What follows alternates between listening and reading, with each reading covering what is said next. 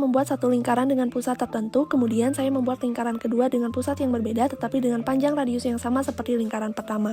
Setelah itu, saya memberikan titik di perpotongan bagian atas kedua lingkaran, dan setelah itu saya memberikan nama pusat lingkaran pertama sebagai titik A dan pusat lingkaran kedua sebagai titik B, lalu yang atas sebagai titik C. Setelah itu saya menggunakan menu poligon untuk menghubungkan titik A, B, dan C sehingga terbentuk sebuah bangun. Kemudian saya menyembunyikan kedua lingkaran tersebut agar bentuk bangun yang terbentuk terlihat lebih jelas. Untuk memastikan sifat bangunnya, saya mengukur panjang sisi A, B, BC, dan CA melalui menu measure lalu memilih range. Ketiganya menunjukkan panjang yang sama. Saya juga mengukur besar sudut di A, B, dan C melalui measure lalu memilih angle dan hasilnya pun sama besar. Pertama, saya membuat sebuah segmen garis lalu memberi nama kedua ujungnya sebagai titik A dan titik B. Selanjutnya, saya membuat lingkaran dengan pusat di titik A dan jari-jarinya sepanjang segmen AB. Kemudian, saya menggunakan menu perpendicular line dengan titik A dan garis AB sebagai acuan sehingga terbentuk garis yang tegak lurus terhadap AB. Pada titik perpotongan antara garis tersebut dan lingkaran, saya beri nama titik C. Berikutnya, dari titik C, saya membuat garis tegak lurus lagi, dan dari titik B dengan garis AB sebagai acuan, saya juga membuat garis tegak lurus. Titik perpotongan kedua garis tersebut, saya beri nama titik B. Setelah itu saya menggunakan menu poligon untuk menghubungkan titik A, B, C, dan D sehingga terbentuk sebuah bangun. Garis bantu dan lingkaran saya sembunyikan agar bentuknya terlihat lebih jelas.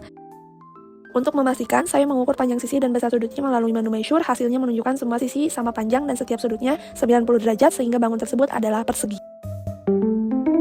Secara konsep geometri, bangun yang dibuat menggunakan konstruksi yang benar akan tetap mempertahankan sifat-sifatnya meskipun ditarik atau digeser.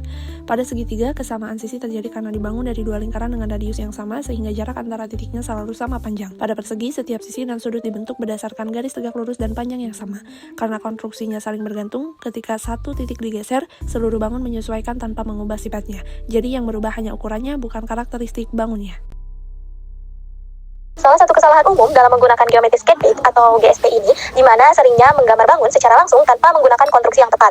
Misalnya, hanya menarik garis hingga terlihat seperti persegi ataupun segitiga sama sisi. Nah, akibatnya ini, ketika titik digeser, bentuk bangun berubah dan tidak lagi memenuhi sifat yang seharusnya. Kesalahan lainnya juga yaitu di mana adanya kurang ketelitian dalam memilih titik atau garis sebagai acuan saat membuat garis tegak lurus ataupun lingkaran, sehingga konstruksinya menjadi tidak akurat. Nah, cara mengatasi kesalahan-kesalahan tersebut yaitu dengan selalu menggunakan prinsip konstruksi geometri yang benar, seperti memanfaatkan menu perpendicular line, circle by center and radius, serta melakukan pengukuran melalui menu measure untuk memastikan panjang sisi dan besar sudut sudah sesuai.